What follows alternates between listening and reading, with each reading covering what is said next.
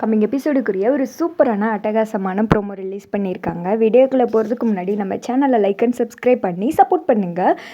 உங்களோட ஒரு சின்ன லைக் சப்ஸ்கிரைப் கூட எனக்கு பெரிய மோட்டிவேஷனாக இருக்குல்ல. ஃபஸ்ட்டு சீனில் வந்துட்டு அந்த வில்லன் நினச்சாம்ல, கண்டிப்பாக மெடிக்கலுக்கெல்லாம் அந்த பொண்ணு வருவா, ஏன்னா அந்த கீதாவால் வெளியில் எழுந்துச்சு நடமாட முடியாது, உடம்பு முடியாமல் தான் இருக்குது, அப்போ போல் நம்ம பிடிச்சிடலாம் அப்படின்னு சொல்லிட்டு கெஸ் பண்ணியிருந்தால, அதே மாதிரியே நம்ம சக்தி நர்ஸும் வந்துட்டு மெடிக்கலுக்கு தான் வந்திருக்காங்க.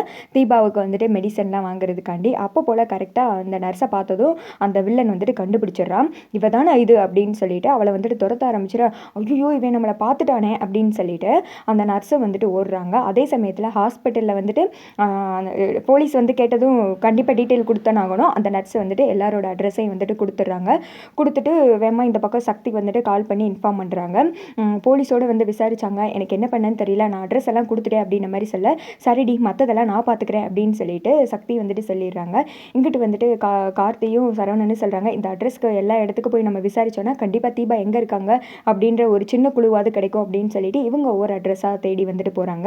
அதே சமயத்தில் எந்த திக்கம் அந்த ரவுடி வந்துட்டு சக்தியை வந்துட்டு துரத்திட்டு இருக்காங்களா. சக்தி வந்துட்டு ஓடி ஒளிய பார்க்குறாங்க, ஆனால் விடலை. அந்த ரவுடி வந்து பிடிச்சிடுறான். பிடிச்சி வாடி முதல்ல வந்துட்டு அந்த கீதா எங்கே இருக்கான்னு சொல்லுடி அப்படின்னு சொல்லிட்டு தரன்னு பிடிச்சி இழுத்துட்டு வந்து வண்டிக்கில் வந்துட்டு தள்ளிடுறான். சொல்லு அந்த கீதா எங்கே இருக்கா, நீ தானே அவளை காப்பாற்றினது, எவ்வளோ தைரியம் இருந்தால் இப்படி என்னை ஏமாற்றிருப்ப சொல்லுடி அப்படின்ற மாதிரி கேட்க, ஐயோ எனக்கு உண்மையாகவே வந்துட்டு கீதாலாம் யாருன்னு தெரியாதுங்க, அவங்க பேர் தீபா, நீங்கள் தான் வந்து கீதா நினச்சி தப்பாக நினச்சிக்கிட்டு இருக்கீங்க, இவங்க வந்துட்டு அந்த கீதாலாம் கிடையாது, தீபாங்க, ப்ளீஸுங்க விட்டுருங்க அப்படின்ற மாதிரி சொல்ல, அவள் கீதாவா தீபாவா அதெல்லாம் நான் பார்த்துக்கிறேன், முதல்ல அவளை என்கிட்ட ஒப்படைச்சிரு, அவளை எங்கடி மறைச்சி வச்சிருக்க சொல்லுடி அப்படின்ற மாதிரி சொல்ல, அதுவா தீபா அதுவா கீதா அப்படின்னு சொல்லிட்டு யோசித்துக்கிட்டே அவங்க வந்துட்டு மெடிசன் கையில் வச்சுருந்தாங்க இல்லையா, அதில் வந்துட்டு இன்ஜெக்ஷன் மாதிரி இருக்குது, அதை வந்துட்டு நைஸாக எடுக்கிறாங்க. அதுவா தீபா கீதான்னு சொல்லிட்டு மழுப்பிக்கிட்டே அவனோட தொடையில் வந்துட்டு நச்சுன்னு இறக்கிடுறாங்க. அப்படி போட்டு நங்கூரத்தை இறக்குன மாதிரி அப்படின்ற மாதிரி அவன் வந்துட்டு ஐயோ அம்மா அப்படின்னு சொல்லிட்டு அலறி துடிக்கிற கேப்பில் அவனை வந்துட்டு ஒரு தள்ளி விட்டுட்டு அந்த சக்தி வந்துட்டு அங்கேருந்து ஓடி போயிடுறாங்க.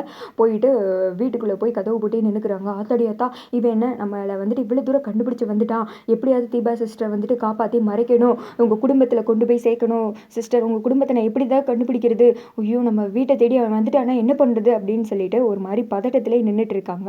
அதே சமயத்தில் வெளியில் வந்துட்டு சரவணனும் கார்த்தி வந்திருக்காங்க. இந்த வீடு தான் அப்படின்னு சொல்லிட்டு சரவணன் சொல்ல, வாங்க சரி விசாரிக்கலாம் அப்படின்னு சொல்லிட்டு போய் வந்துட்டு கார்த்தி கதவை தட்டுறாங்க. உள்ளே வந்துட்டு கதவை தட்டுற சத்தத்தை கேட்டதுமே சக்தி வந்துட்டு பயந்துடுறாங்க. போச்சு அவன் நம்மளை ஃபாலோ பண்ணி இங்கே வரைக்கும் வந்திருப்பானோ, இது கண்டிப்பாக அந்த தொங்கான்ற ரவுடியாக தான் இருப்பான், இப்போ என்ன பண்ணுறது, எப்படி இவங்கிட்ட இருந்து தப்பிக்கிறது, இப்போ நம்ம கூட சேர்ந்து தீபா சிஸ்டரையும் பார்த்தா கண்டிப்பாக இழுத்துட்டு போயிடுவானே, போய் இவங்களை வந்துட்டு கொலை பண்ணிடுவான், அவனுக்கு சொன்னாலும் புரிய மாட்டேங்குது, இப்போ வந்துட்டு என்ன பண்ணுது அப்படின்னு சொல்ல, என்ன கார்த்தி இது டோரை ஓப்பன் பண்ண மாட்டாங்க, உள்ள இது பிரச்சனையாக இருக்குமோ அப்படின்ற மாதிரி சொல்ல, இல்லை சார் நம்ம வெயிட் பண்ணி பார்க்கலாம் அப்படின்ற மாதிரி வந்துட்டு கார்த்தி சொல்கிறாங்க. கார்த்திக் எப்போ வெயிட் பண்ணுறதான மக்களை பிடிக்கும், விடிய இலவு காத்த கிளி மாதிரி உட்காந்து கூட காவ காப்பாரு, வெயிட் பண்ணலாம் சார் அப்படின்ற மாதிரி சொல்ல, அங்கிட்டு வந்துட்டு சக்தி என்ன பண்ணன்னு தெரியாமல் படபடன்னு நின்றுட்டு இருக்காங்க. அதோட பார்த்தீங்கன்னா இந்த வீடியோ வந்துட்டு முடிஞ்சிருது.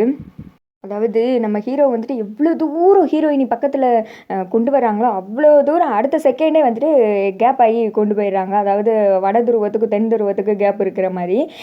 இப்போ வந்துட்டு என்னதான் தீபா வீட்டுக்கு வந்துட்டு வெளியில் இருக்கிற மாதிரி நின்னாலும் டக்குன்னு சக்தி ஏதாவது சமாளித்து கார்த்தியையும் போலீஸையும் அங்கேருந்து அமுச்சு விடுற மாதிரி சீன் கொண்டு வந்துடுவாங்களோ அப்படின்ற மாதிரி யோசிக்க தோணுது. இன்னொன்று என்னென்னா சக்தியால் இதுக்கு மேலே அந்த ரவுடிக்கிட்ட ஓடி ஒளிய முடியாமல் போலீஸ்கிட்டே கார்த்திக்கிட்டே வந்துட்டு உண்மையை சொல்கிற மாதிரியும் வந்துட்டு கொண்டு வரலாம். ஆனால் முன்னாடிக்கு வந்துட்டு பரவாயில்ல, டக்குன்னு ஏதோ ஒரு கதைக்களை வந்துட்டு மூவ் ஆகுற மாதிரியே இருக்குது. இல்லைனா இவர் எப்போவுமே வந்துட்டு ஜவ்வு மிட்டாய் மாதிரி இழுத்துக்கிட்டே தான் இருப்பார். இப்போ வந்துட்டு கார்த்திக்கு உண்மை தெரியாது, அதுக்கடுத்து இந்த அட்ரஸை கண்டுபிடிச்சி வீட்டுக்கே வர்றது அப்படின்ற மாதிரி டக்குன்னு ஏதோ ஒன்று போய்கிட்டு இருக்கு. பட் தீபா வந்துட்டு சரியாகி வந்துட்டாங்கன்னா நெக்ஸ்ட்டு ஆப் ஐஸ்வர்யாக்குது அப்படின்ற மாதிரி தோணுது. நீங்கள் என்ன நினைக்கிறீங்க கமெண்ட் பண்ணுங்கள்.